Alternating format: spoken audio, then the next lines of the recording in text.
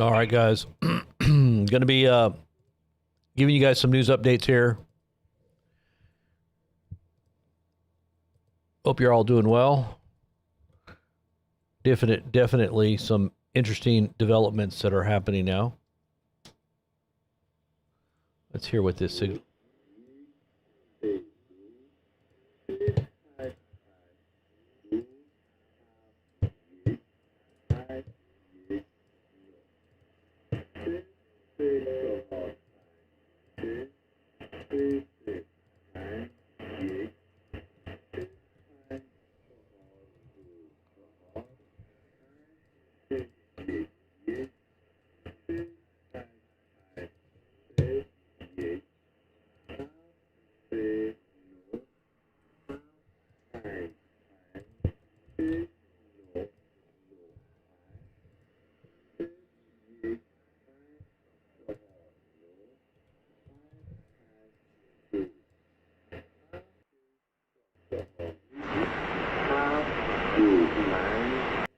All right, so I think that's the Iranian doomsday message. It's the excuse me. It's the equivalent of the doomsday message of the Russians on their Russian radio station. They're saying some kind of weird transmissions are being sent. We got some breaking news, hacks on our critical infrastructure, our banking system. They're preparing right now for massive attacks on the homeland. And it looks to me like Trump is trying to set the stage for preps for Armageddon. He said, get ready for Armageddon. He's telling the troops and the commanders to prepare the minds and the hearts of all those going out into battle as if they are fighting a holy war against Islam. I mean, they're talking about Jesus. They're saying they're fighting a war for Jesus. Like, really? Seriously? So they really want to inspire hatred toward Christians by using Christ as a symbol and an emblem of battle and destruction and war. Thank you, Donald Trump, right? Thank you, Donald Trump. So, no, this is not what we're looking at having happened, but this is what Donald Trump is dragging the world into right now. I'm just sending out some messages right now to make sure everybody knows we're on.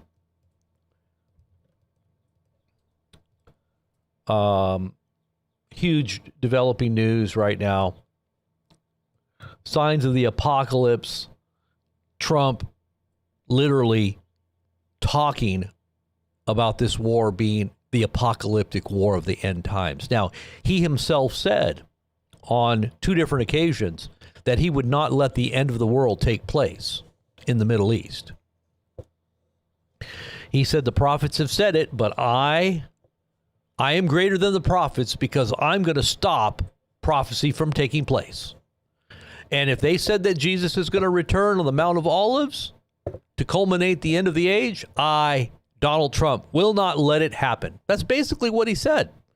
If you want to see for yourself his own words, very clearly interpreted, he said verbatim, you've heard it said from philosophers of old, and he also said the prophets.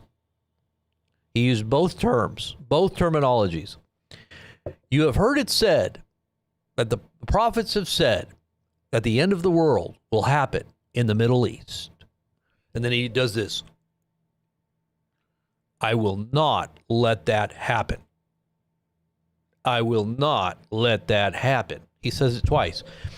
And then the guy's interviewing him, like, he gets kind of freaked. You could tell he's freaked out. He's like, okay, Mr. President, thank you very much for being on the show. You know, he cuts him right off, like literally cuts the president off right after he says that. He knows that's crazy. And yet they're going to put that and impose that crazy on everyone who claims to be a Christian.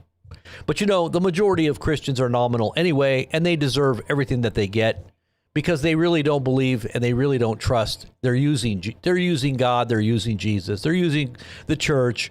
And you know, that's what happens when you ride the beast, the political beast.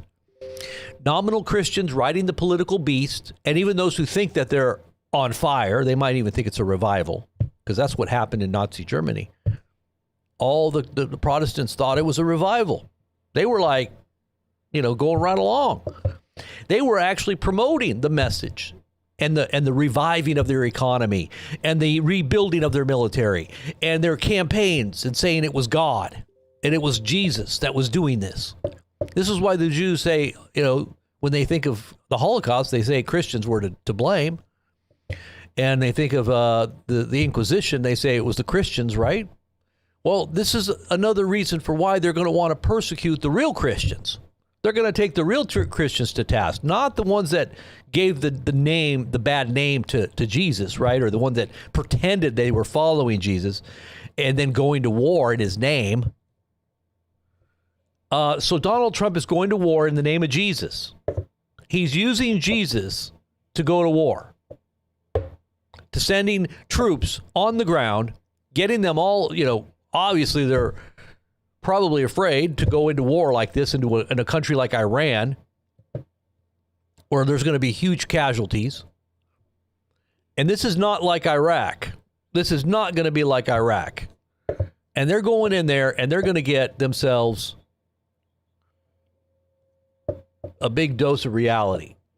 And they're telling these troops before they go in every branch of our military, Marines, Army, Navy, Air Force, and all these complaints now are coming out that they're telling them that they're getting ready for Armageddon and they're fighting a war for Jesus. Now, what happens when you're a Muslim or a Jew and they tell you that? This is why all the complaints are coming out. You've even got Christians complaining. Those are probably the real Christians that are actually complaining about these statements that are being made by the higher up, the brass. You tell me what that means to you. What does that mean to you?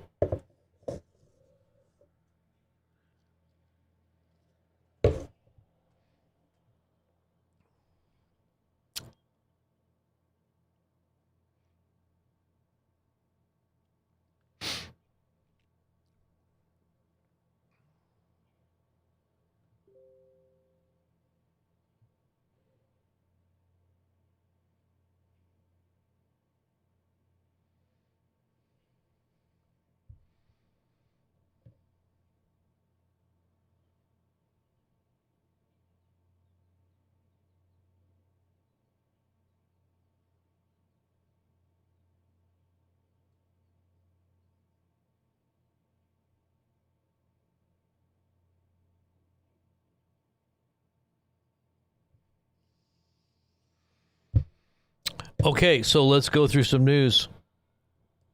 Going to give you some updates right now. It's kind of weird, but people have no clue what's about to happen. They still don't have a clue about what's about to happen. They still don't believe it's going to be as bad as we're saying. But if you got the president of the United States promoting Armageddon, you better start taking his words literal. Okay? He's the guy that we've been telling you about. This is exactly what he would say. How many more confirmations do you need? And that's good for those who are listening. But most of the people don't listen. They don't listen, and that's okay. They're not supposed to listen. They're supposed to be the ones that are devoured by the beast anyway, right? That's their destiny. I mean, what can we say? We are trying to get people's attention and get them focused on what's important, most important, which is eternal life, right? It's not in this world anyway.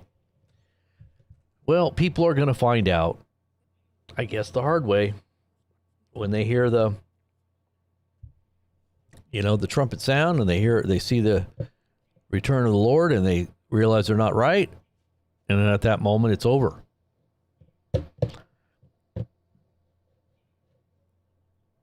Everyone's got a plan in their own mind and their own heart. The Bible says that there is a way that seems right to a man, but the end thereof is the way of death.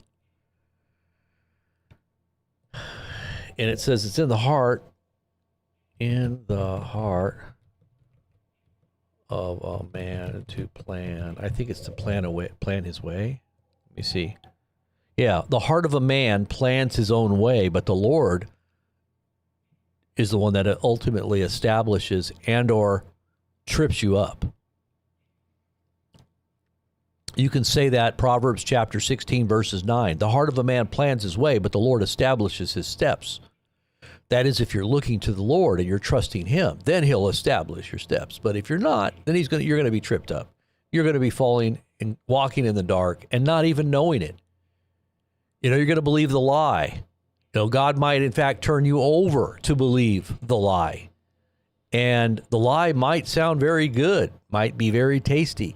It's able to make you wise. It's going to give you eternal life. All you got to take is a little injection.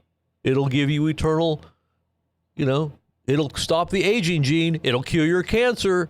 Here, take it. I'll give you some donuts. Joints for jabs. Go ahead. Eternal life. Take it. And you're going to be given over to believe that it might possibly work. Maybe he will pull this up out of, rabbit out of his hat, and this whole thing's going to turn around. Maybe there is a little bit of hopium left. I'm still injecting it. I'm still injecting that hopium. Keep on injecting it until the very end. The Bible says strong drink is for him that is going down to the grave. You want to keep injecting that hopium? Go right ahead. You keep making yourself feel good and special and great and whatever you want to call yourself. You're on the edge, and I'm warning you still to this very day. Many of you have not listened.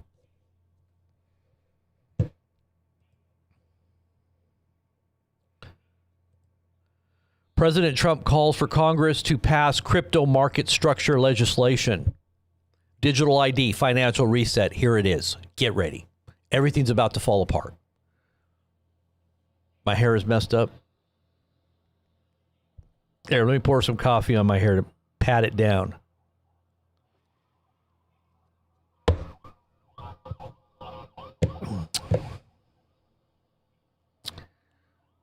Lindsey Graham has warned that America could face direct retaliation as tensions in the Middle East escalate. They're getting you prepared for attacks on the homeland. And they're going to be shocking because it's got to rivet the attention and the adherence and the groupthink, and everybody needs to follow in step because people are not liking what they're seeing right now, so they need a little shock and awe. Where are you going to get that shock and awe from? Are Iranians going to do it? They're going to unite us? Are they going to do something to us and unite us? Or is it going to be a false flag Reichstag moment?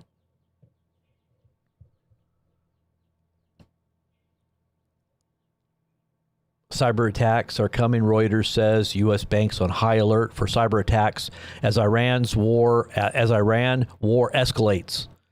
U.S. financial service industry is on a heightened alert for potential cyber attacks. Uh-oh, here we go. Okay, so there's red alerts right now. This one's, I think, is going to be legit. You know why? Because I heard the sirens before the Kumta alerts. So how much you want to bet this is the real deal? Every time we hear the Kumta alerts, we never hear the sirens. And then they come in a little bit late. This is probably the real deal. How much you want to bet this is the real deal? Let me get myself out of the way here.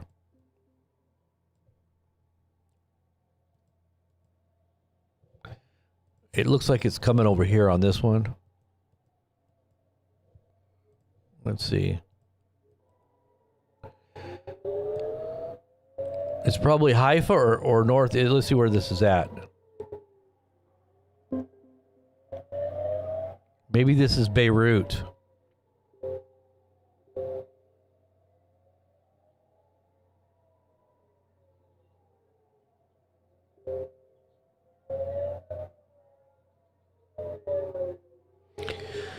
We should get a Beirut one too. Let me get the Beirut link up here really quick because I think there's a Beirut link. It might be Beirut. Well, no, this is Israel. This is Israel. The alerts are probably for Israel, but I want to get Beirut skyline on there too. This is the Beirut skyline. This is Tel Aviv.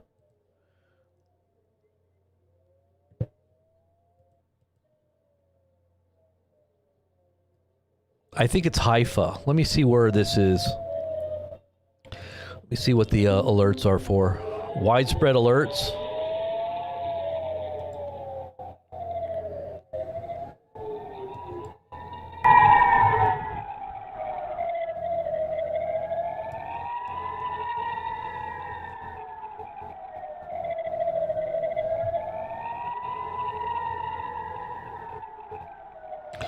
Yeah, they're everywhere. These alerts are everywhere. Okay, so they're up in northern Israel. Northern Israel. Tel Aviv? No, those are older ones. So it's mostly northern Israel.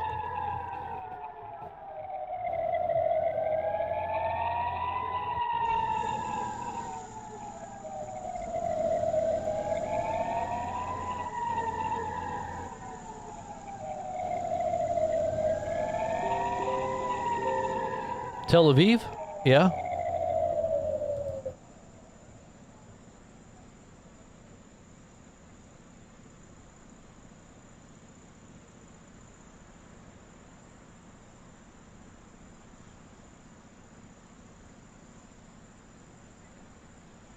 Let's see.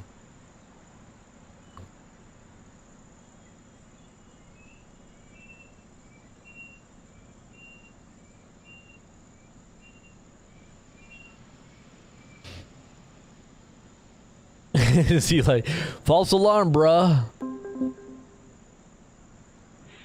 Bruh. False alarm, bruh.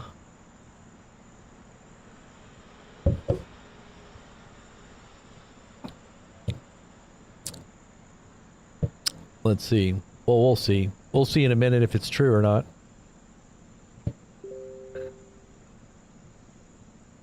The crypto market looks dead right now. Let's see, what does the crypto market look like? I'm looking at, these are all indicators of what's going on too.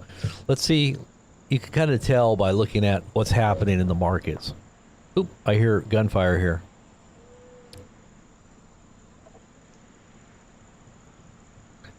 Silver is down. Let's see what gold is. Oh, gunfire. Gold is down a couple $100. Let's see, Bitcoin is probably, you know, it wouldn't surprise me if Bitcoin was actually up. Let's see. Let's see. No, Bitcoin is still down. Let's see. Let's see.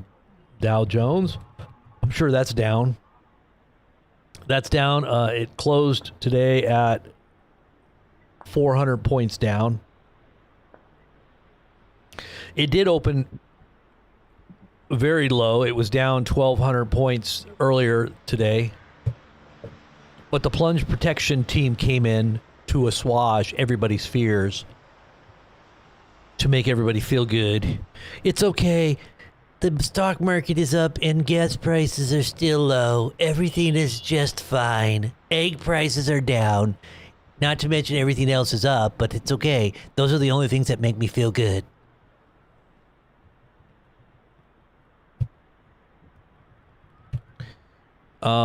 Yeah. Let's just give you a little more dose, a bigger dose of hopium. You'll be just fine. Just go lay back down and, you know, smoke your doobie. Smoke your doobie. And here's another big old dose of hopium.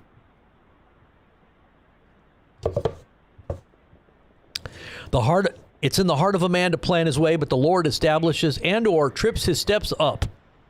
I added the trips his steps up because if you're not right with God, he'll trip your steps up. He'll make you think something. He'll allow you to think whatever you want to think, or the devil to come in and trick you up. He'll turn you over to believe the lie. And the lie is very intense right now. The hallmark of the last days is great deception. Great deception. So here we are in a time of great deception. If you're not close with the Lord, you're believing a lie. I'm just going to tell you that right now. You default to believing the lie. And it says the lie in quotes. So it's a very big lie. It's an amazing lie. It's one of the biggest lies that's ever been told. It's a very special lie. It's a very great and amazing lie. The world has never seen a lie this big, because the father of lies has actually been cast down and his time is short, very urgent. and he's filled with great fury or epic fury. Yeah, he's filled with epic fury or great wrath because he knows his time is short. I just think it's so amazing that all these things are lining up. Not to mention the fact that my daughter had another confirming dream that we had been given 15 years ago, that this is the moment we're in. Once again, God is confirming to us. I don't know about you. You might think I'm crazy, but I'll tell you what I know. I'll tell you what I know right now. I know what the Lord is showing me and my house knows. We know, we saw the signs, we heard, and I'll give you some scripture to back that up. You would do well. It says you would do well to take heed as unto a light. Take heed unto this word of prophecy as unto a light that shines in a dark place. We have this more sure word of prophecy, 2 Peter chapter 1, verse 19. We have a more sure word of prophecy, and you would do well to take heed unto it as unto a light that shineth in a dark place, until the day star dawns in your hearts.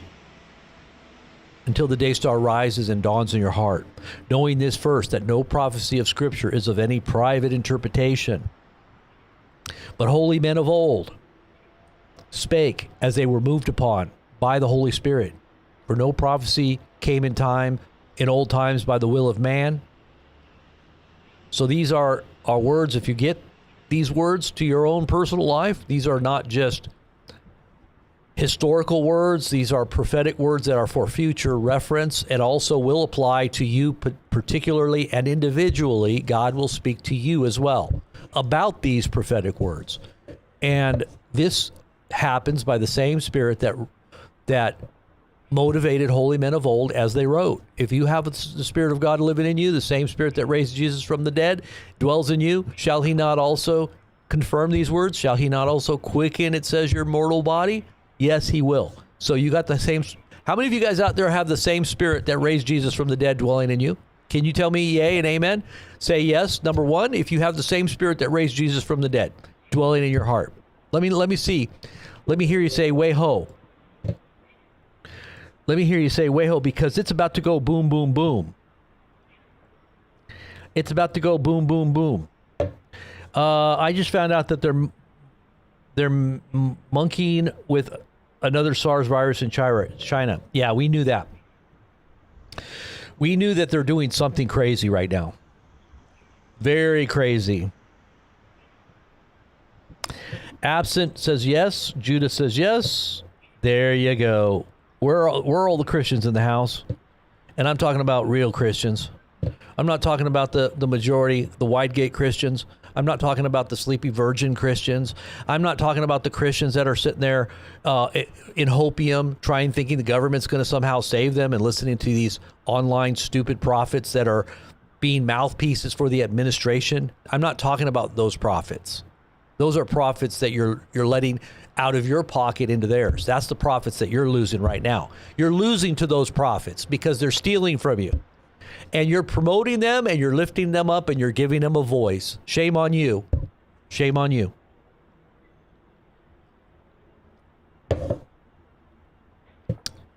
Way-ho. Let me hear you say boom, boom, boom. Let me hear you say way-ho. I hope I'm not as cringy as that. How many of you guys remember that meme? That gal that did that. She was singing that song, boom, boom, boom. Let me hear you say, way-ho. Oh, I have a headache. Oh. I don't know why, but I have a headache.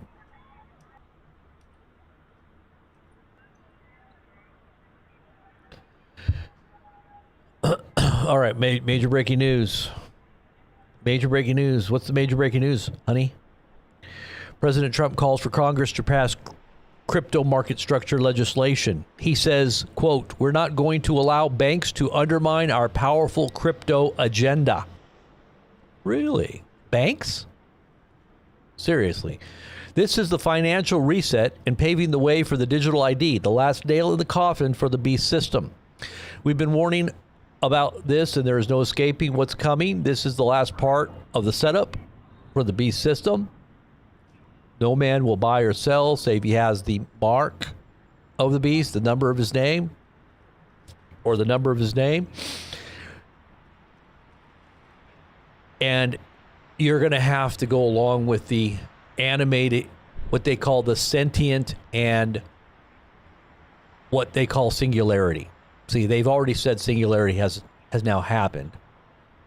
And this digital ID is going to be attached to your biometric ID, and it may in fact be attached to the nanoparticles that are in your physical body as well. If you don't know about nanoparticles and what they've done, probably in the shot itself, and how that's all attached to 5G and now 6G. Remember that little sit down that Trump had recently where he talked about 6G, and he's like, I don't want to look under their skin. What do we want to look under their skin for? 6G, don't we have enough with 5G? I was the one that brought in 5G, but hey, I'll do 6G too. Yeah, he always patting himself on the back for everything that he ever does, everything that he does. Well, 6G, what does it do? It connects the Internet of Bodies when they put these nano computers inside of your blood, and Elon said they can inject it through your veins and arteries. If they want, they stick it right in your jugular vein, and then it'll just go into your brain-blood barrier, past the brain-blood barrier, and coat your cerebral cortex and give you an interface so that you can become a cyborg, or at least you're going to be able to connect to the internet through the internet of, through the Internet of Bodies is what they call it. You go look it up, IOB, Internet of Bodies. And by the way, the technology for all this is right there it's patented by Microsoft. You can see the patent right on Google. Just type in 2020-060606. Isn't that an interesting patent number? And lo and behold, it has to do with crypto in your physical body being rewarded with money by what you're doing in your physical body. How do they know what you're doing in your physical body? Because they've given you little devices. They say it's not a chip. But it's some kind of an injectable. It's probably an injectable. And you're either going to carry it, or it's somehow put under your skin, or maybe it's in your blood and you just don't know it yet. But this is how they're going to reward you, with money. This is how you're going to survive. You got to have this technology on your body or in your body, one way or another. And they're probably going to start off slow by just making you get a digital identifier with maybe your facial recognition or a thumbprint or something like this. But you're not going to be able to do anything. You're not going to be able to get on the internet. You're not going to be able to do anything unless you're hooked up to this system. Remember, he said by land, by sea, and by air, we are going to have a proper tracking system. This is what Trump said. And he leaned over the podium. You could tell. He was just like so intense. We are going to have a proper tracking system. Why would he do that? Because he's so excited about tracking and tracing every one of you and every little penny you spend and everything that you're actually doing, because this technology is going to tell them everything about you. It's already telling you everything about you anyway. They've already chronicled every aspect of your being right now, and they've already got a duplicate digital clone of you. They're in your emails. They're in your private messages. You got a VPN. They still know. The AI knows everything about every person already. You've already been chronicled. Everything about you is already known.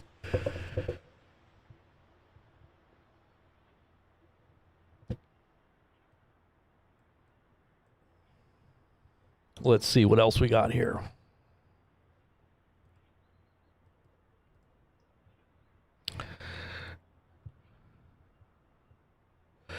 All right, so since this was a false alarm again, we're going to just go to the news here. Hopefully I'll lose my headache. I've got a headache. This is showing how many people are in support of the Iranian resistance and how much they're behind their government. If Trump was trying to somehow create dissent and or a revolution, this didn't seem to work. It actually seemed to unite them. And now we're going to send in our boys and our girls. I don't know if girls are going to be in there, but probably now they are. But they're going to send them in on boots on the ground in harm's way. And these aren't Iraqis. You know, when the Iraq and Iran war took place, these were more of a primitive type of munition, you know, World War II kind of stuff. They have high tech now. They got drones. You just go look at some of the videos that go on in Russia, and you see how many people died so far on both sides. You can just think about that happening. This is going to be worse than Vietnam.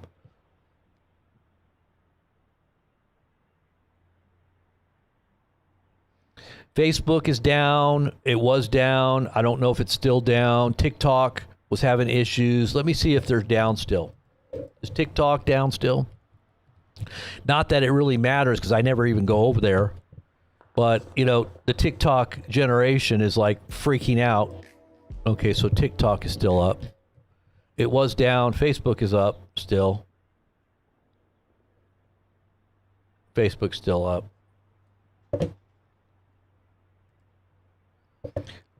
But it was down. I mean, let's look at the down detector. Down detector. Let's see what down detector said. Yeah, Facebook was down. TikTok was down. Blue Sky was down. It says it's still down. Huge amount of reports. Each one of those reports represents like 100 people. They say, so there's like 10,000 reports. They say Instagram is down. I guess this is still ongoing, but mine's working. I don't know. I don't even really log into those, so I don't even know. I guess Discord was down as well. So is Facebook Messenger. These are all the bigger ones here. These Spectrum and YouTube, they don't look like they're down too bad. But there was a little bit of an uptick, but nothing really major. So it mostly was these big ones here. Blue Sky, TikTok, Facebook, Instagram, CapCut. I don't even know what that is. Facebook Messenger. Let's see how many were on Facebook Messenger. Not too many on Facebook Messenger. I'm hearing something in the background there.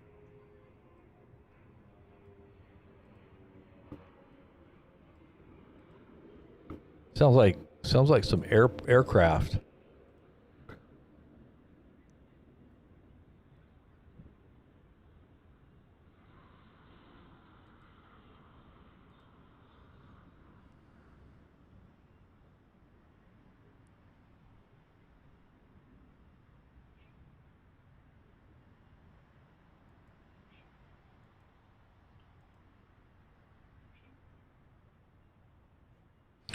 You can see Beirut is still smoky right there. You see all that smoke? Let's see if we can see when they got bombed last.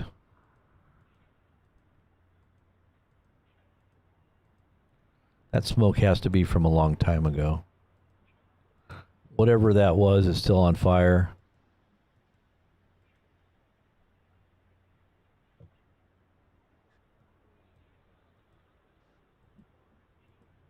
I already checked out down detector. I just did it.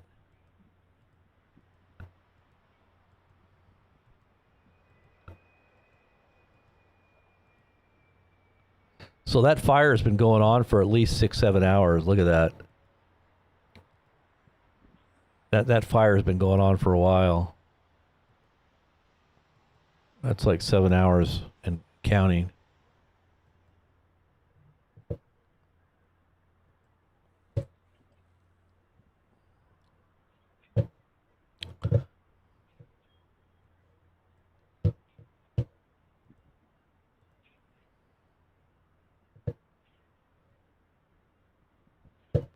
Let's see here.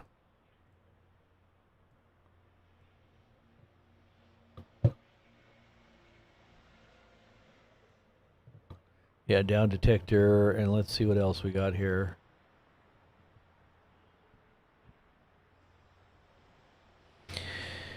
Lindsey Graham has warned that America could face direct retaliation as tensions in the Middle East escalate.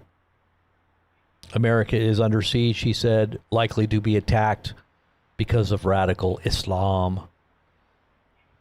Because radical Islam is under siege and they're going to hit back.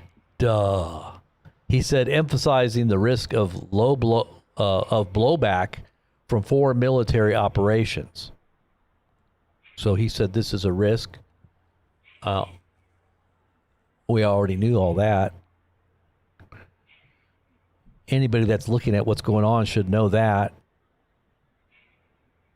This right here, I think, is a U.S. base or an American consulate. That's an American consulate in Dubai.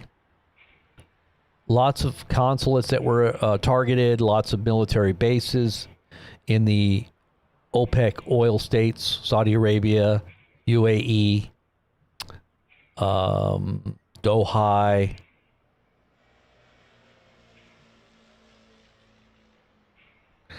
Let's see what Lindsey said here. Let's go ahead and listen to what he said. Let me pull up Mr. Lindsey Graham here.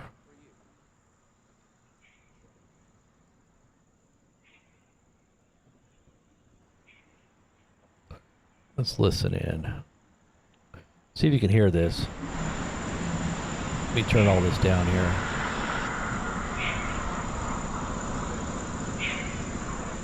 Somebody's got a generator going. They probably don't have no power. All their power's probably been knocked out. Let's listen to see what Lindsey said.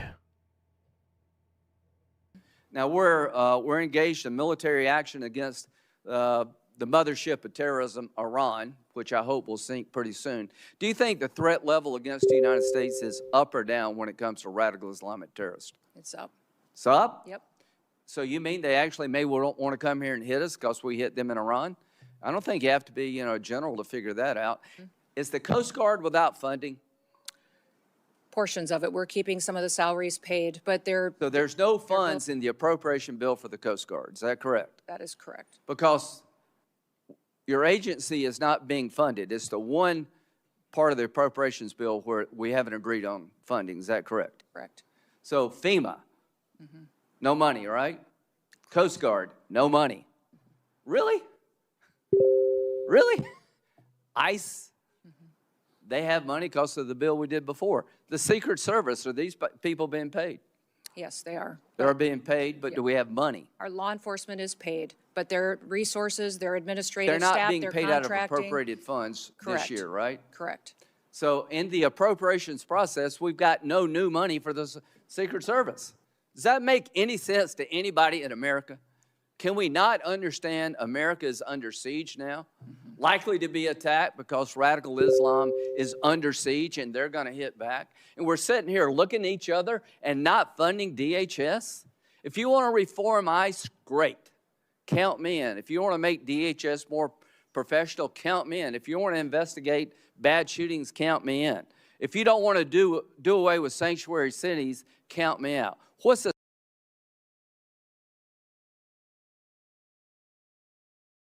What did he say? If you don't want to do away with sanctuary cities, what? Let me hear that part again. If you want to make DHS more professional, count me in. If you want to investigate bad shootings, count me in. If you don't want to do away with sanctuary cities, count me out. If you don't want to do away with sanctuary cities, okay, sanctuary city. I was thinking he was talking about smart cities, but okay. So what he's saying there is, if you really listen to what he's saying that, hey, we couldn't get all this funding that we needed, but we're going to need it now. We're at war. You better do something or you're going to be blamed for it, for not having passed all these bills. And oh yeah, and yeah, there is corruption. Yeah, there is overstep. Yeah, there is abuse. Yeah, there are killings that shouldn't be happening. But we'll try to reform that after you give them some money. Yeah, we'll try to reform that. Yeah, we'll see how that goes. But we're in a state of war, and if we get attacked here on the homeland, it's your fault. But who started this whole thing going? without being prepared. This was the only time that we had only a little window of time, and this is why we had to do it. We had put all of our assets there. They're sitting there just wasting money and wasting time, so we might as well do it now. Israel said, if you didn't do it now, we're going to release more Epstein files. We didn't want that. Now, did we?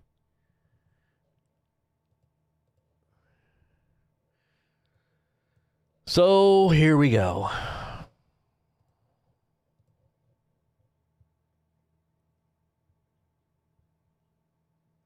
The moment the Iranian drone impacts an American consulate in Dubai, this is the moment it happens. Let's see. My goodness.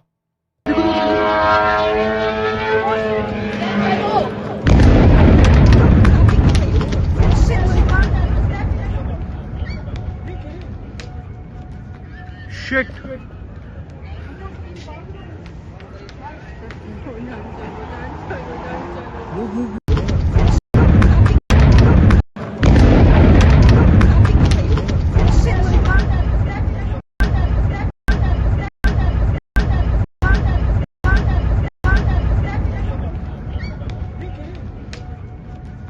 Shit.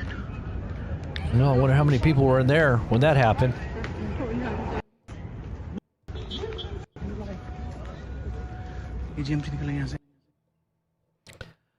That ain't good.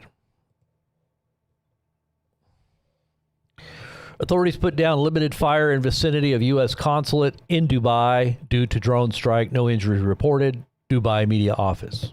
Probably nobody was even there. They evacuated everybody. Prominent Shia figure, Grand Ayatollah Nasser Markaram Shirazi, has declared jihad against the U.S. and the Israeli regime after the assassination of the leader of the Islamic Revolutionary Ayatollah Ali Khomeini. So they put a jihad on us. You know what that means? That's like when the mob puts a hit on you. That's like when Trump says, hey, we're going to pay you $5 million if you help us to get this guy. It's kind of like a high-level hit. So I'm going to put a jihad on you. Iran's war on oil supplies sparks queues for petro across West and warnings of $200+ a barrel as Tehran seals the Strait of Hormuz. Oh boy, that's not going to be good. It's not going to be good at all. Look at that. As we said, your gas prices are going to double, possibly triple. So if you're paying $3 or $4 a gallon right now, you're going to be paying $8, maybe $10, maybe more. Depends on how bad this apocalypse goes. You know, because Trump has stated that this is Armageddon. So if Armageddon gets any worse, well, you might not even have gas. And if you don't have gas, that means you don't have food because nothing gets trucked to your store. And then you got a lot of hungry zombies that are going to be living near you, that are going to be looking at you, licking their chops because there's nothing else to eat. So, yeah. Iran, again, says that it closed the Strait of Hormuz, warns that oil prices will soon surge to $200 per barrel. This is according to BRICS News.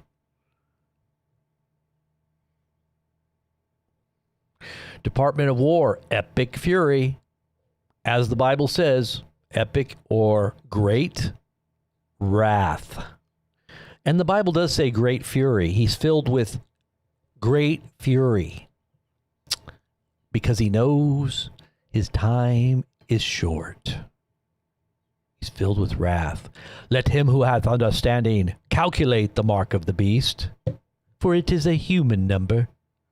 It's number 666. That was yeah. That was the voiceover of Vincent Price on on Iron Maiden's album 600, the 666 video, The Mark of the Beast. Actually, it's a direct quote from the scriptures, so you know it's not like it's made up or anything. But hey, look at this one. This is when a Shi'ad Iranian drone hit a high-rise building in Bahrain.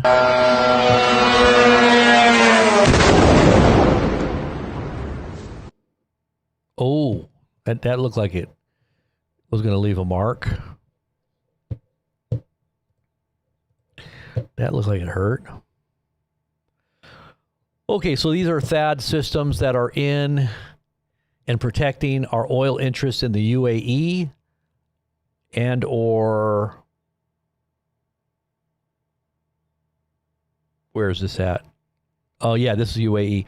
It is confirmed that the radar of the THAAD air system, defense system of the U.S. Armed Forces at the Al Ruwais base inside of the UAE has been destroyed. They've actually stated they've gotten 2.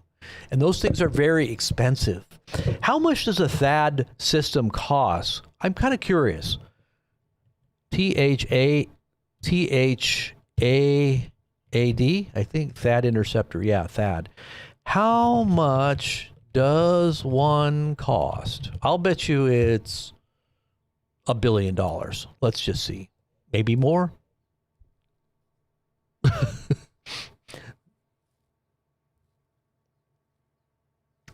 It says THAAD battery, which includes launchers, radars, and fire control units, cost $1 billion, between $1 and $1.8 billion. And each missile is $12 million. Each missile. Anytime they send up one of these missiles, that's $12 million.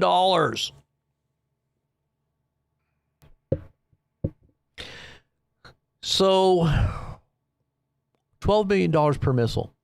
The interceptor costs roughly $12.77 million per missile as of 2025. The battery costs $1 billion to $1.8 billion, which includes launchers, radar, and fire control. The production stockpile, each interceptor is designed to destroy targets using only kinetic energy, and production is being scaled to meet high demand.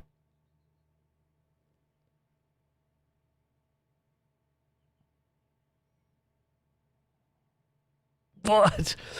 Full battery, including 48 interceptors. Listen to this. The full battery system with 48 intercept. This is why they're making a huge amount of money on a lot of this stuff, because they're sending these to all different parts of the world. This is where the racket comes in, because war equals lots of money. A full battery, including 48 interceptors, launcher vehicles, and radar, represents a significant investment, with some contracts for multiple batteries reaching over $15 billion. $15 billion for the whole setup, or a few of them, right? They're sending them out to all the allies. Do we still have allies? I think we still got allies, don't we? I know there's a lot of them that are kind of upset at us right now. I know that a lot of these Muslim OPEC countries are upset that we're supporting Israel, but we're not really defending their critical infrastructure and their interests. I don't think we got our THAAD systems over there. We have our THAADs that are protecting Israel, but not so much over, where the oil is over there in these other Muslim. You know what they said? They want the Sunnis and they want the Shia Muslims at war with each other. Now, Iran represents Shia Islam, and Sunni Islam is more of the oil OPEC countries. They're what you call Sunni branch, and they're always kind of fighting with each other. Remember the Iran-Iraq war? Well, that's Sunni Muslims against Shia Muslims. Shia Muslims represent a lot less of the Muslim community worldwide. I think it's like, what is it? I'm thinking it was like 15%. Let me just see. How much does Shia Muslims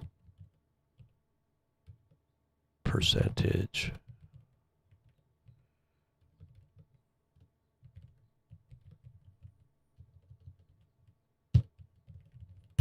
Let's see. Yeah, I was right. Shia Muslims constitute approximately 10 to 15% of global Muslim population, numbering between 200 and 300 million people, primarily concentrated in Iran, Pakistan, Iraq, because they've taken over Iraq now. Once we, took out that power balance, now it's become more, tipped in the way toward Iran. They took over. And so they're populating Iran and India. So lots of Shia Muslims inside of India as well. They are the second largest branch of Islam, while the vast majority, 85 to 90%, are Sunni Muslims. Now, there's also another branch of Islam. I think it's called Wahhabists. And they're kind of more of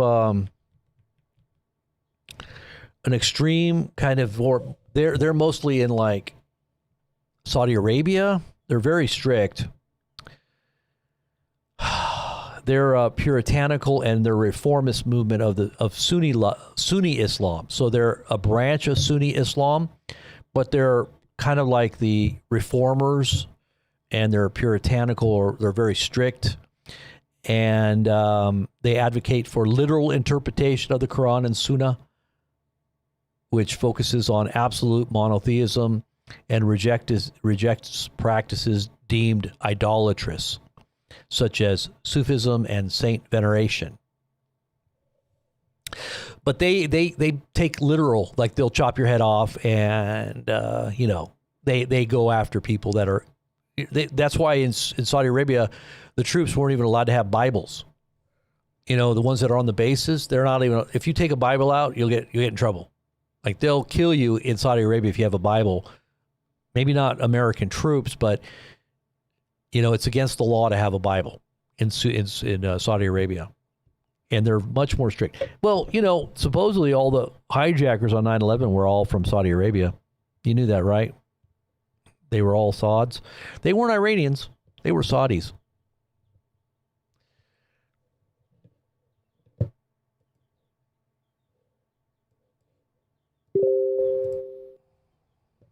So our THAAD systems, 2 of them were taken out in the UAE. And you can see where these big holes are, where Iranian missiles came raining down. Very accurate. And this is one of the units here.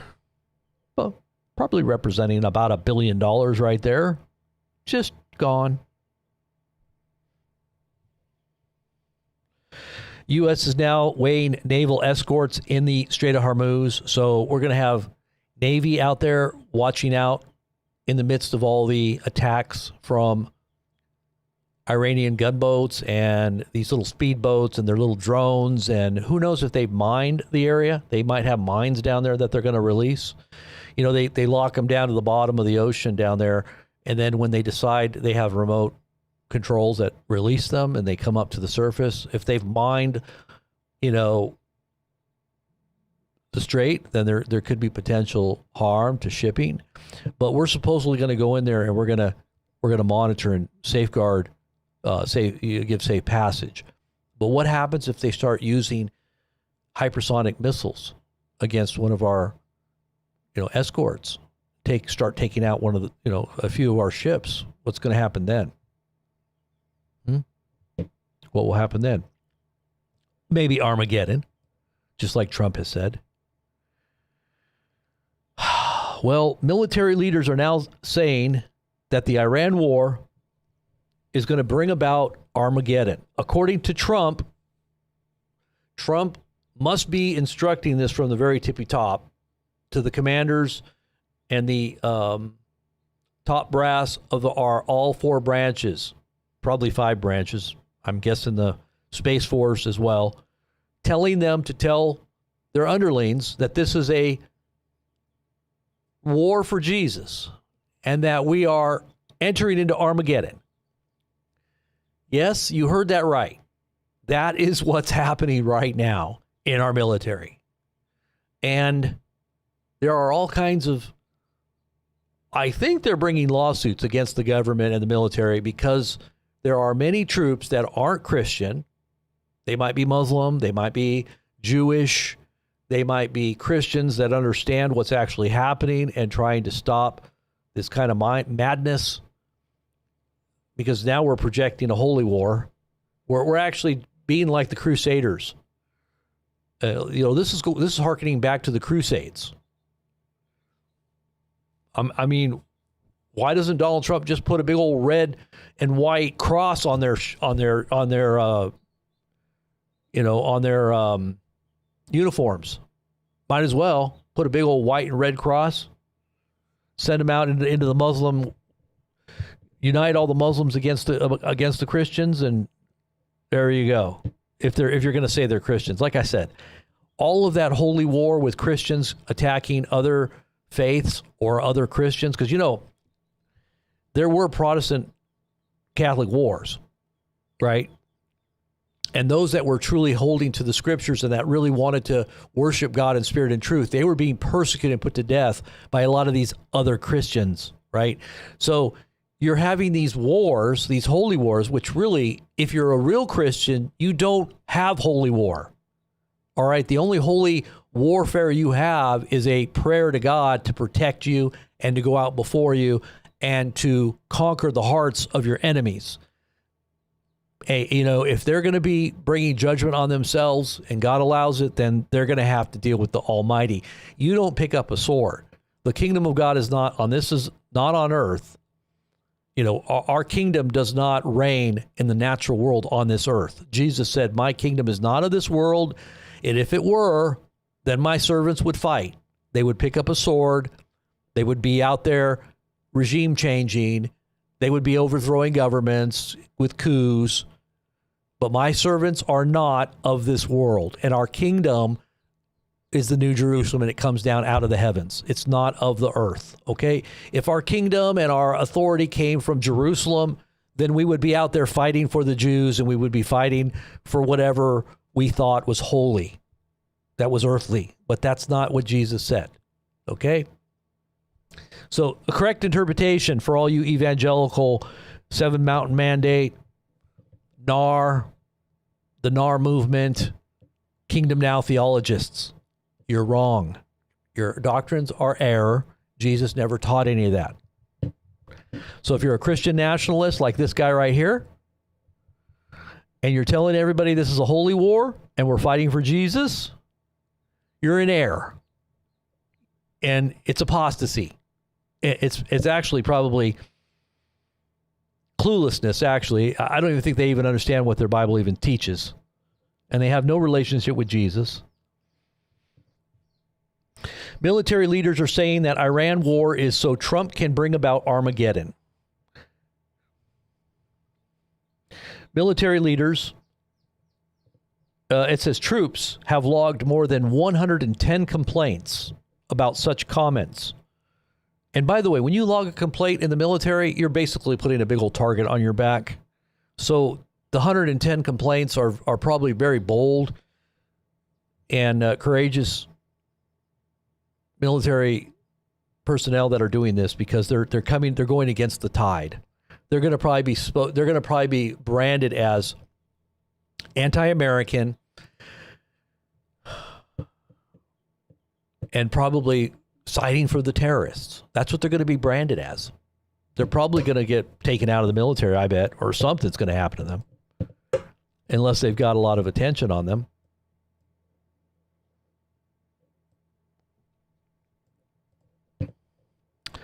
So it goes on to say that 110 complaints have been filed with the Military Religious Freedom Foundation.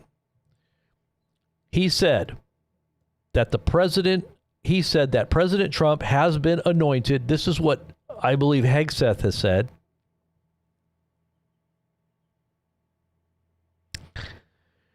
Has been anointed by Jesus to light the signal fire in Iran, to cause Armageddon and mark his return to earth. The NCO continued. He had a big grin on his face when he said all of this, which made his message seem even more crazy.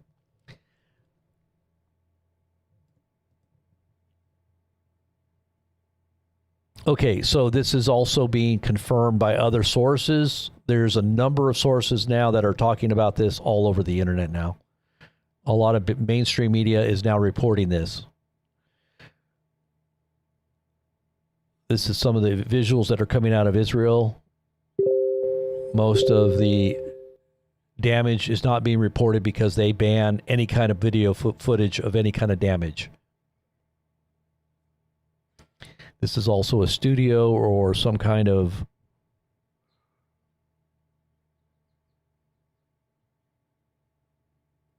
a base in Israel, I guess. That's what it says here, a base. So damage in there. Impacts inside of Jerusalem and Tel Aviv. You can see some of those impacts there. Iran Ministry of Defense spokesman says that we have prepared for a very long war, and therefore it could be foolish to use our most effective weapons in the beginning. The enemy has a limited stockpile, and everyone is aware of this fact. So what they're saying is, hey, we're going to let you deplete yourself of all those millions of dollars worth of interceptors. You know, they cost you $1 million plus. What was it, 12 million? Was it 12 million per interceptor? I think it was. I don't know. It's an astronomical amount of money. I think it's 12 million per interceptor. So anytime you fire one of your interceptors, we're going to just fire a whole bunch of, $1,000 each missiles. They only cost us $1,000. Let's get your interceptor up there to waste 12 million. And we'll send in, like maybe 1,000 of these cheap $1,000 missiles, and you keep sending up your $12 million missiles. And then after a while, we'll start sending in our really fast and powerful. And this is what they're going to do. Like I said, it's a war of attrition. They are held into their bunkers. They have already prepared for this day. We can go in there and we can break a lot of things. We can, take a lot of photo ops. We can show a lot of damage and blow things up. But these Iranian military people that are doing this, that are pulling the triggers on these missiles, are deep inside of mountainous regions that can't be touched by even nukes. Okay, they come out of their little hole in the mountain with their launchers, and then they launch. That's what's coming. They launch and then they go back in. And they launch hypersonics. I'm sure that they have other means of doing it. But these are cities. Look at this. This is in I think this was Tel Aviv. Nothing stopped those missiles from hitting.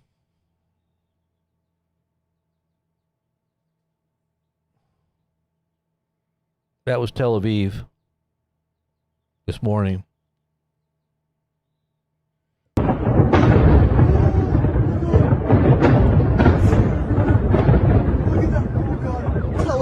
I can't believe this. Look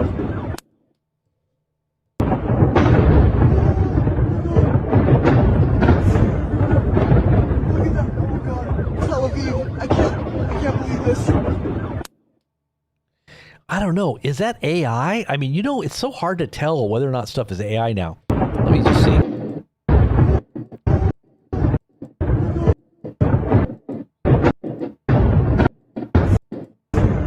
No, that's legit. That's legit. And I heard Tel Aviv had been hit, but you got to be careful with some of this footage now. The guy at the end sounded kind of like staged, though. The guy's voice at the end. Oh God. Tel Aviv. I can't believe this. I don't know. It could have been, he didn't sound Hebrew or anything. The markets have lost over $1 trillion. That was earlier, but they did recover a little bit. The Dow Jones opened at negative 1,100. I think it went down to 1,200, and then it popped back up to about 400 negative. Bloodbath on the worldwide market. Stock indices down. European markets kept losing. Worse by the hour. Not sure where they stopped, but the total lunar eclipse happened early this morning on the West Coast, but coincides with the Festival of Purim, And for those who don't know what Purim is, well, it's a sign. Another one of those weird signs. We got signs, 3 Purims in a row from 24, 25, and 26 happened with a blood red moon. And there's a lot of meaning in that too. We'll go over that when we get into the prophetic stuff later. The war in Iran could lead to a guaranteed global recession because of one choke point that is crucial. And we talked about that already. That's the Strait of Hormuz. Let's look at some other stuff here. Let's see. We're looking at the wrong stuff here. Let me get back over here. Whoops. Let's go back over to this. See what's going on here. And then I'll find you some other info here because I know there's a lot. Trump, let's see what Trump had to say today.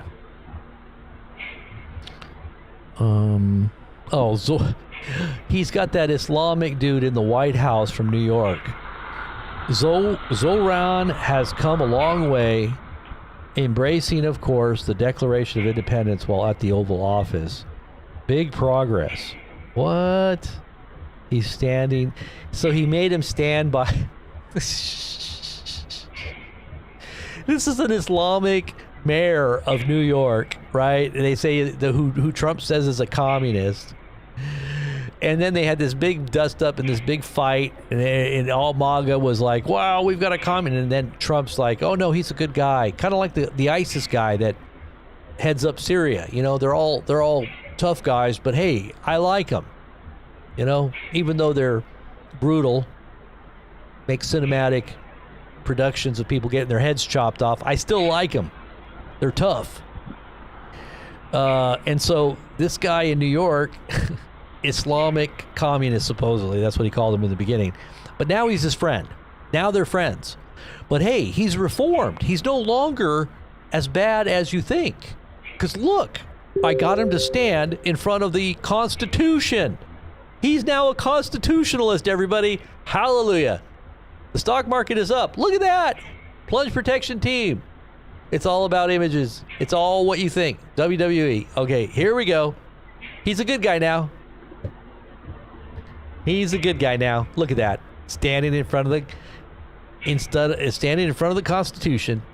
You know, Trump made him stand there. Yeah, you got to stand there. I need you to stand in front of the Constitution while we take this picture, okay? You all right with that? You can still hold on to your communist ideals. Don't worry. Your revolutionary tactics to just destroy New York, but it's okay. I just need you to do this little photo op for me for just a little while so I can get my message across. And we're all good. That this is the greatest economy ever. It's the hottest economy ever. Big progress, Trump says. Big progress. Yeah, Trump says this is big progress. Look. Oh man, 6 here. Let's see. 6.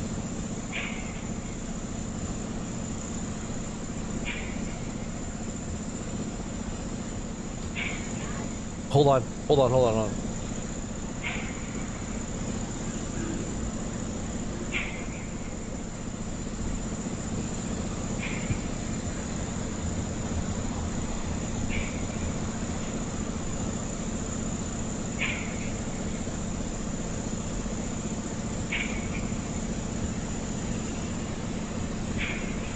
All right, so let's see there. Okay, so this is the Zohar. Don't mess with the Zohar. Don't mess with the Zohar. Zoran has come a long way, embracing, of course, the Declaration of Independence while at the Oval Office. Big progress. Great. Never before seen conversion of a Muslim and a communist. Now he's a capitalist. Now he loves your favorite president, Donald J. Trump. He's actually bought a Trump watch for $500. Oh, and also I got one of those back-ordered Trump phones for him too. Promise that he'll get one of those as soon as it's out. Don't worry. It's still coming. Trust the plan. So Trump's is talking about munitions. Hey, we have a whole big stockpile of munitions. Don't worry. We'll never run out, even though the Iranians think we're going to end up not having enough. At the medium and upper medium range, never higher or better, never before seen, ever before. We have the biggest military stockpile of weapons you've ever seen. All the way to the high heavens. We've got them stacked up. As stated to me today, we have virtually unlimited supply of these weapons. That's what they've told me. I don't know. I've never seen them, but I know that's what they told me. Wars can be fought forever, and very successfully using just these supplies, which are even, which are better than any country's finest arms. Doesn't that sound like him? At the highest end, we have a good supply, but are not where we want to be. Much additional high-grade weaponry is stored for us in the outlying countries. Sleepy Joe Biden spent all of his time and our country's money giving everything to P.T. Barnum. Zelensky. What? He's calling him P.T. Barnum. This is just absolutely crazy talk. This is crazy talk for a president. Hundreds of billions of dollars worth. So he's going to blame. But hey, wasn't Trump giving Ukraine a bunch of money too? And he's going to cry about how we don't have enough money or enough weapons now. Is that what he's doing? Is that what he's doing? He's trying to make it sound we got weapons. It's kind of like saying. It's kind of like him saying our economy is hot. It's just we're making so much money, but we got to give you a stimulus. You guys need a stimulus out there. We're going to give you $5,000 because we're finding all this corrupt money. You know, Doge is ferreting out trillions of dollars. We're going to give every American a $5,000 stimulus check because we know you need it. Economy's bad, I know, but it's not really bad because it's really hot now. But that never came. And then the $2,000 stimulus check, that's going to be given to you as well because you know why? What was the $2,000 stimulus check for? That never happened either. What was it? Tariffs. All this money we're making on tariffs. It's a huge amount of money. But hey, we don't have enough to give you. Sorry. We were going to give you $2,000 each, but we figured out we're not making that much now, even though it is a hot economy. It's just circular thinking, just to confuse everybody.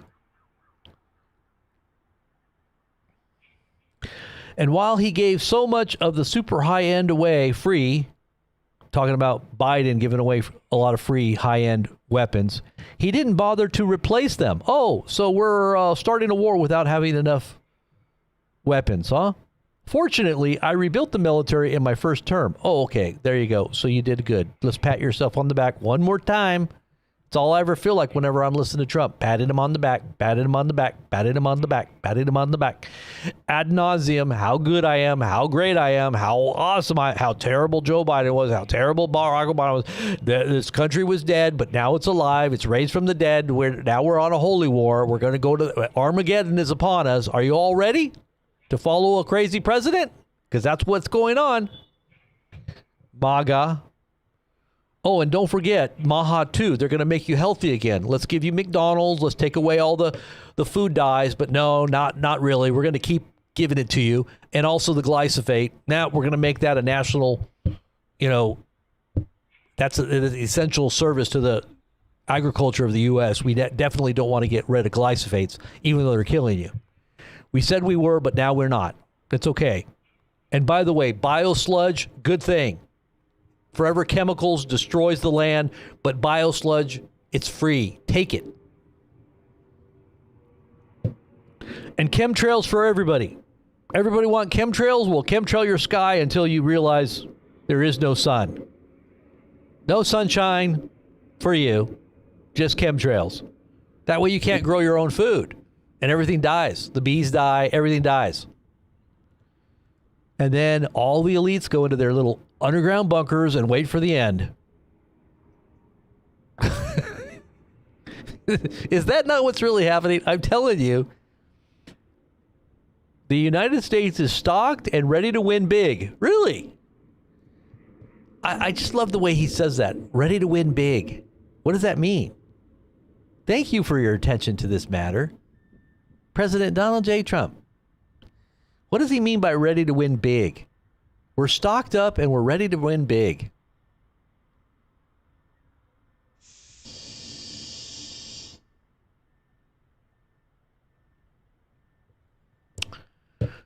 Ready to win big.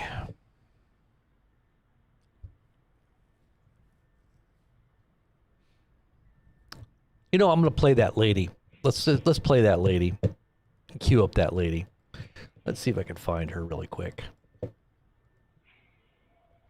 Where is that lady that's ticked off? Yeah, they're pushing this legislation to get the Bitcoin passed as the currency of the U.S. because it's just failing right now. They're going to try to pump up Bitcoin and digital assets because they want the digital ID. And they know that if they start pumping up Bitcoin, everybody's going to start investing. You know, like, let's just invest in our own digital nightmare, like digital prison. Let's just create an infrastructure for the beast. Let's just hey, they're giving us money to do it. Why not? They're paying us.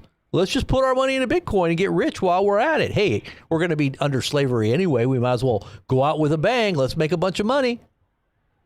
But they're going to turn all that around too. You won't be able to enjoy it. I promise you. Where is that woman? I want to show you guys this lady. She's all upset. There's a whole bunch of these types of videos out there. It's just absolutely crazy stuff. Crazy, crazy, crazy town. We're living in crazy town. Oh, so Rabbi calls for false flag, blowing up Al-Aqsa Mosque, the Dome of the Rock. And see, Tucker is talking about what we're talking about. Nobody else is talking about this except Tucker and BP News. Okay, here she is. She's a little bit upset. So hopefully, hey, welcome back to the channel. I don't think there's any really bad language here, but listen to this guy. He's got some very interesting conclusions here, and I want you guys to pay attention to what this guy says. You can go check out his channel too. If you like this guy, I recommend him. Let me turn this off here. I recommend this guy. He's got some good commentary. Check out what he said, or this woman's.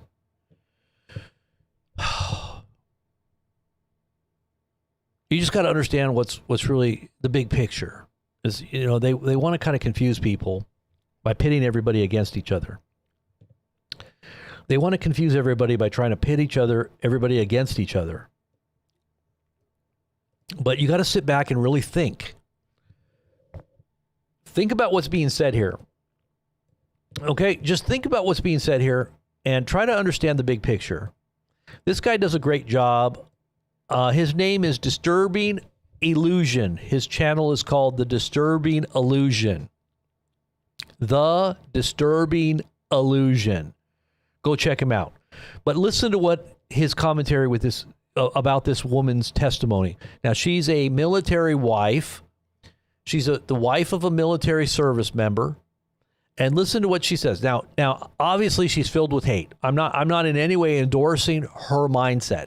Her mindset is wrong, but just understand the bigger picture here of what he's saying. So out the gate, it's going to sound really out there, like she's just pissed off.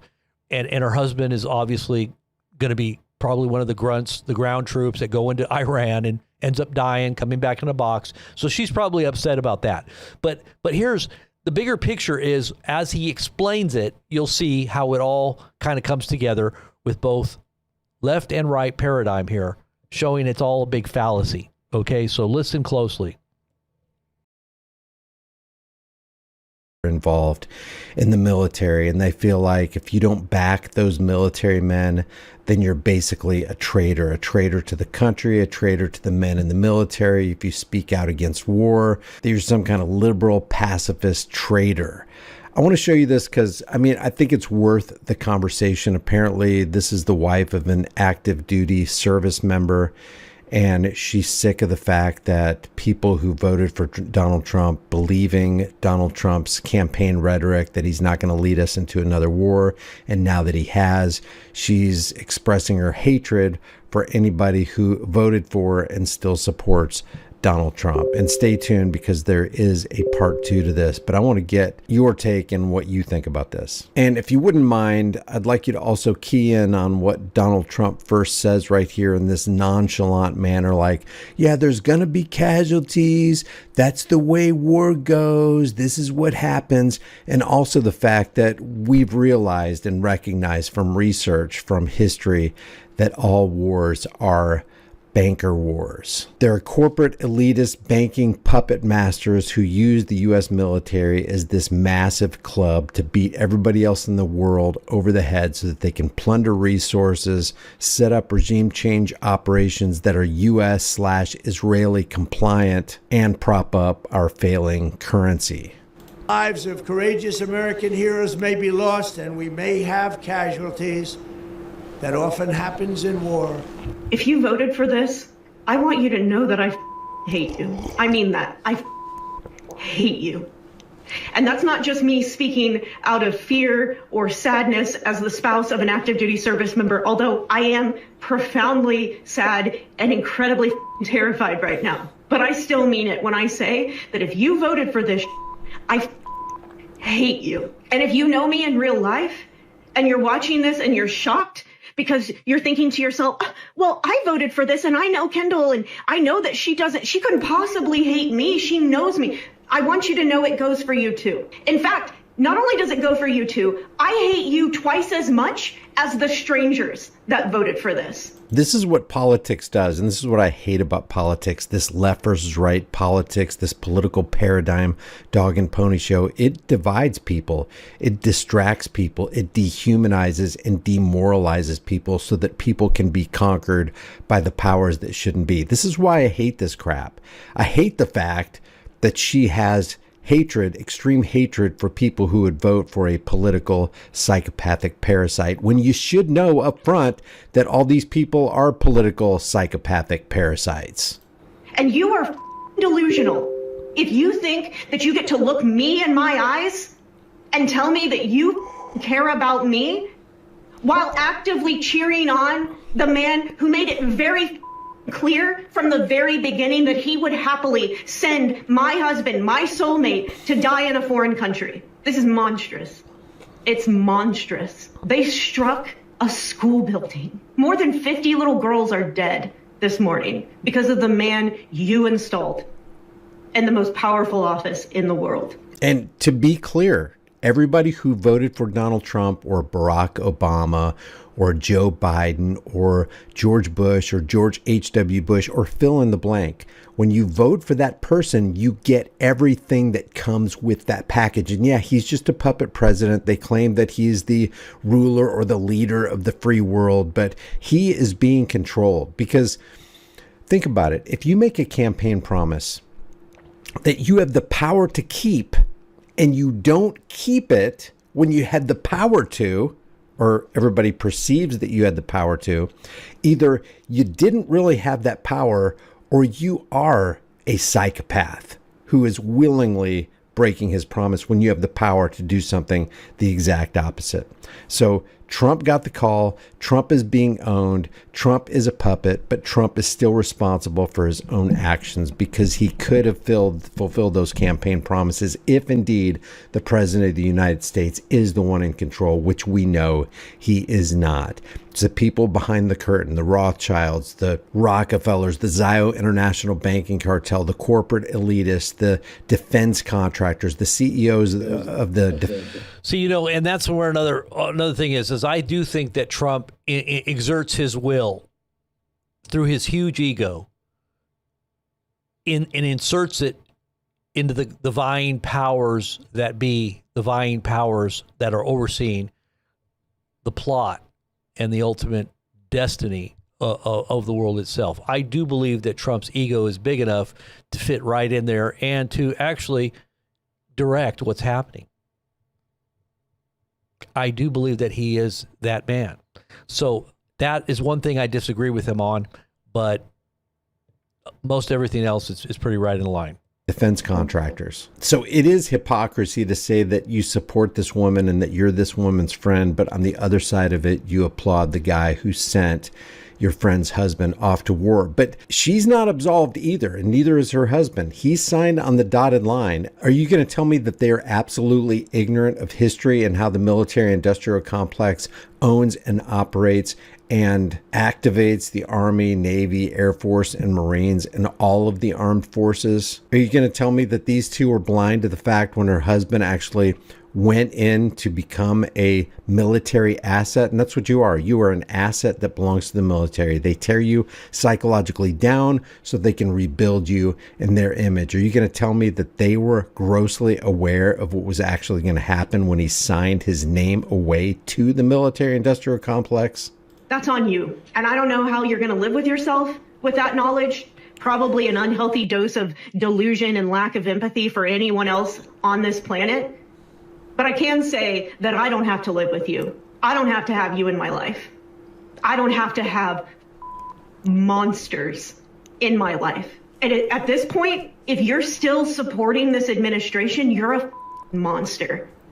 You are a monster. You are irredeemable trash. And frankly, I do not care. The one thing I will say, I apologize to my mother for any shocked and upset phone calls she gets from people in my hometown about this video, but I'm not sorry for making it.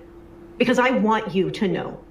I want you to know how deep my hatred for you runs right now if you voted for this. You. Those who desire to be ignorant and free desire what never was and what never shall be. Before we watch this second part, I just want to remind you what Major General Smedley Butler said in the early 1900s. He was a major general in the Marine Corps, one of the most highly decorated officers of his time. He said, "I spent 33 years and 4 months," of course it had to be 33, "in active military service, and during that period I spent most of my time as what?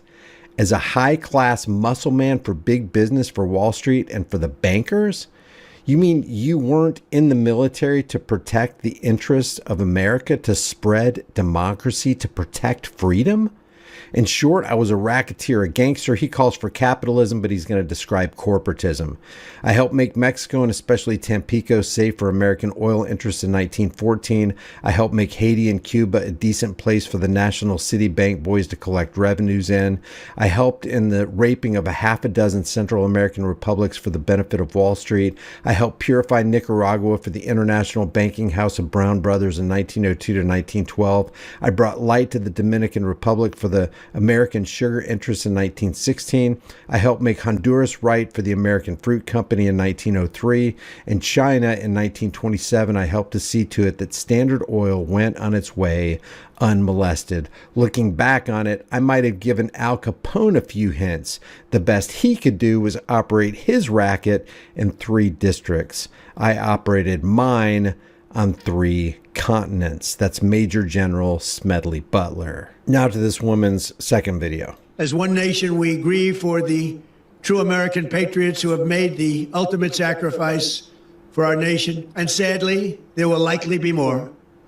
Before it ends, that's the way it is. Likely be more. You want to know what really pisses me off about this as the wife of an active duty service member? It's that I know conservatives will defend the flippant way that he just spoke about the deaths of service members. And they do, and you don't have to go very far to see it. It's playing out on X, on Facebook, on Instagram.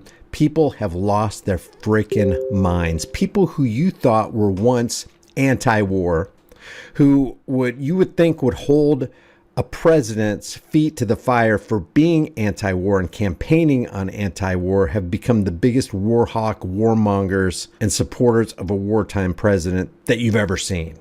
And I know they would absolutely flip their if any Democrat ever talked about any service member death like this. And when they flipped their... That's true. This is true.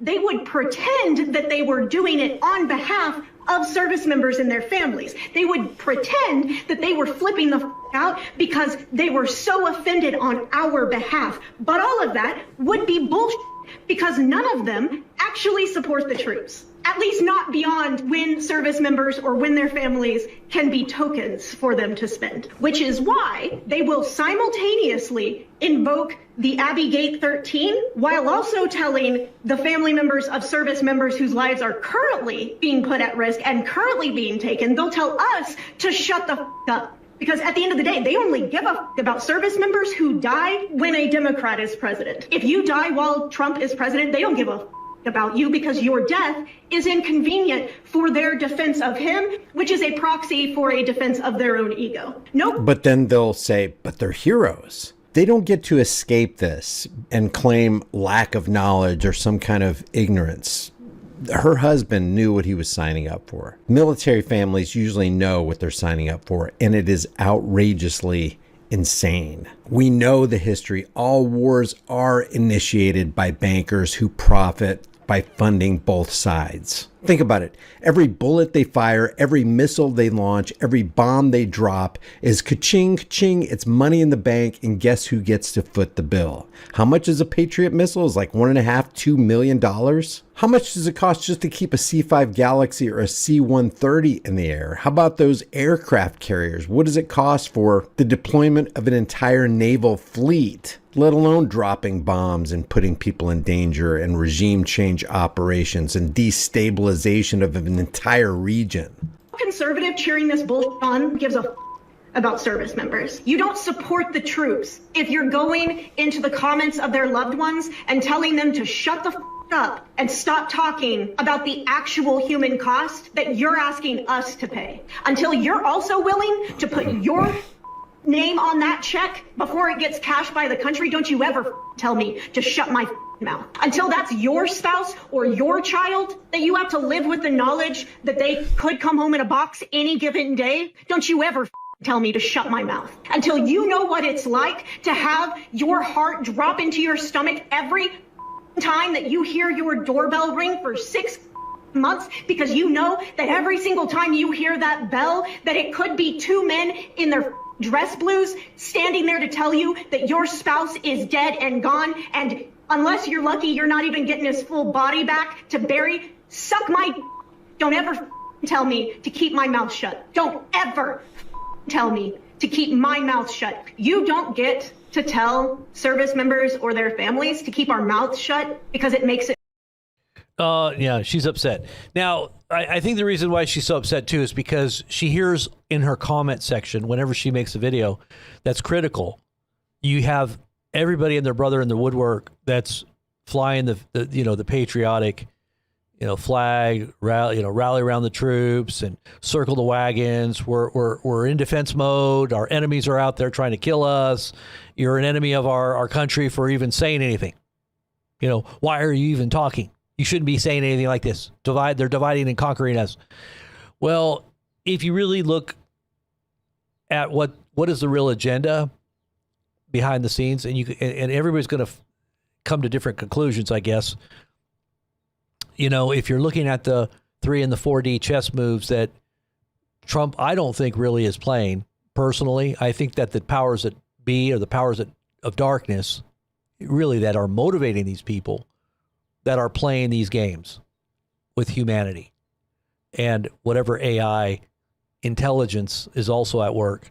They're destroying what they say they're protecting. It's really a gaslighting, trying to make you feel bad for being killed, for being put in a position where you are weakened, where all your jobs are being taken away, where your inflation is taking away all your buying power, and they're telling you to shut up and sit down and be happy. You're going to own nothing. We're making little camps for you, smart cities, and all this technology will benefit you. You'll be rich one day. You'll have UBIs, and it won't even be basic. It'll be extraordinary. You'll just sit in your little cubicle and not have to work because you won't have any work. 3 or 4 years, they're saying all AI is going to take over, and all robotics and AI are going to take over everything anyway. So it doesn't matter what kind of job you have. Doesn't matter how smart you think you are. You're being replaced. So just shut up and be quiet and be happy. You think people are... Well, no, the people, Klaus Schwab said, no, we're entering into an angrier world. The world is going to get much angrier. You know why they're going to get angry? Because they're being led to the slaughter, and they know it. You know, at least those who are awake and understand the big picture, they don't get offended. They don't get bitter. They understand. They accept the cross. They accept that this life is very temporary and they're passing through. They don't need to own anything. They can lay down their life for everybody and their brother as long as they're going to get on the other side and be in the right place. And that's kind of where I come in. I'm going to point you to the right way to think. Don't get caught up in all this. This is all a tar baby everybody gets stuck in, right? Both left and right and center. You're all going to get stuck in this. You need to be looking up. From whence cometh your help? From where the kingdom is, right? The kingdom that is above. It says, as it is in heaven, so let it be on earth. Your kingdom come. And when it says on earth, it's talking about your heart. It's not talking about Jerusalem. That's not the kingdom. But, you know, Trump is not the Messiah. The Messiah is coming from as he left, so he will return. And when he does return, it's coming because bad things are happening on earth. If he doesn't return, it says no flesh would be saved, because that's how bad it's going to get. All right. He's coming to take people with him back that are his. And if you're one of his, you're going back, you're going with him. Now, if you're not, you're left with whatever's happening on earth and ultimately death, the second death. So understand what you're involved in here. And what really Trump is really saying when he talks about Armageddon. You better start learning your religious terminology and interpreting it correctly and not being caught up in the great deception, because that's what they're doing right now. They're deceiving a lot of people, using terminology and twisting its meanings. And ultimately, that's for the purpose of persecuting the true church, so that they can blame the true church for all the stupidity that they themselves are foisting upon the whole planet. So everybody gets mad at the real Christians. Said that they're the reason for this. No, they're not. We're not the reason for what's happening here. We're speaking out against it on the record right now, before it all hits the fan. Does that make sense? How many of you guys understand what I'm talking about here? Now, let's listen to this guy. I haven't heard this one yet.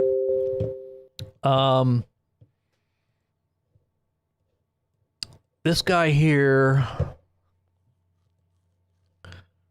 and I like this guy too. This guy, he's great. His Black Scout Survival. You guys know who he is? This guy, you got to go subscribe to this guy. If you don't listen to this guy, you need to go listen to him. His name is his channel is Black Scout Survival. He just posted this video just now. Just type in Black Scout SCOUT Survival. One word, Black Scout Survival. And listen to him. Here, I'll give you a little taste, a little snippet of what he talks about.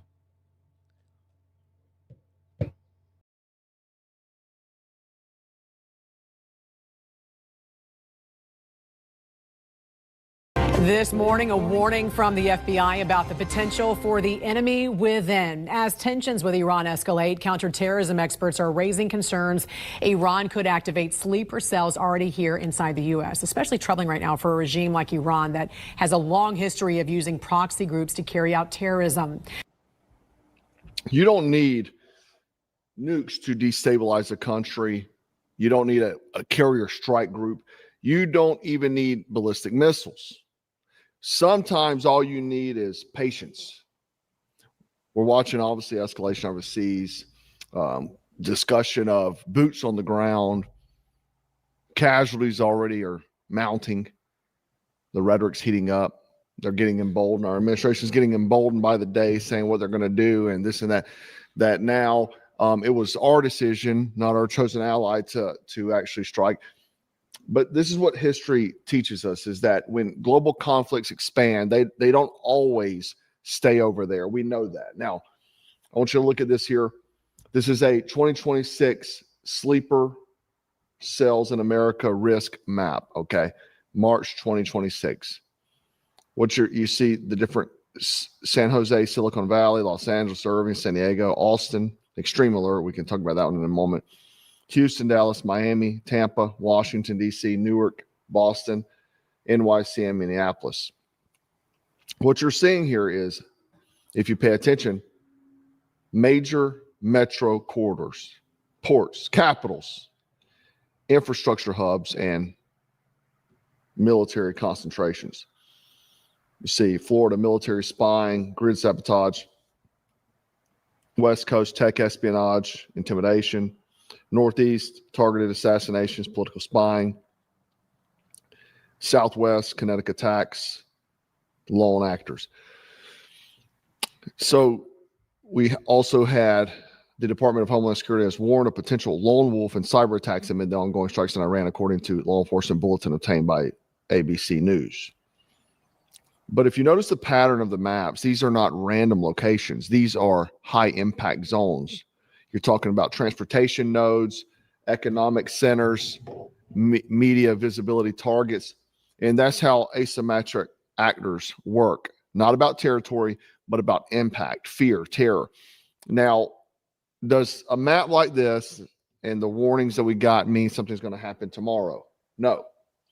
But what it does mean is that vulnerability does exist. And when geopolitical tension rises, vulnerability becomes leverage. World War II had sabotage operations on U.S. soil. Remember 9/11? Whether it was quote unquote sleeper cells that have been quietly living here for years, or a false flag. Cold War espionage networks, they operated in silence for decades. The thing is that what you have to realize and accept is that conflict doesn't always look like armies. It doesn't look like Red Dawn. Sometimes it's just waiting. Sometimes it's embedding. They're embedding. And, you know, if you remember the Russians, when they called all those agents, the one was like wound up being on Maxim as a model, living here. There's a lot going on in the world. And again, you're hearing things of lone actors. We had the incident in Austin, right? He was wearing a Property of Allah hoodie, had a Quran in there. Now, was he working for a group, or was he a lone actor or a false flag? You don't know. You can't know these things for fact.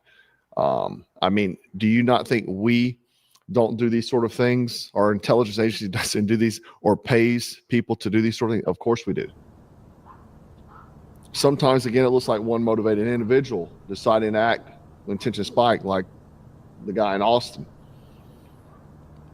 We saw a few months ago, National Guard members shot. One of them died in Washington. And we're seeing this global unrest ripple outward. Now, Pete Hegseth was asked about it directly today, and this is what he had to say. About Iranian sleeper cells and kind of what has the Trump administration been doing to kind of monitor these? Well, across the interagency, in full coordination, of course, we're paying attention to any potentialities there. This is a former regime, a regime that seeks to export that ideology, try to sow terror.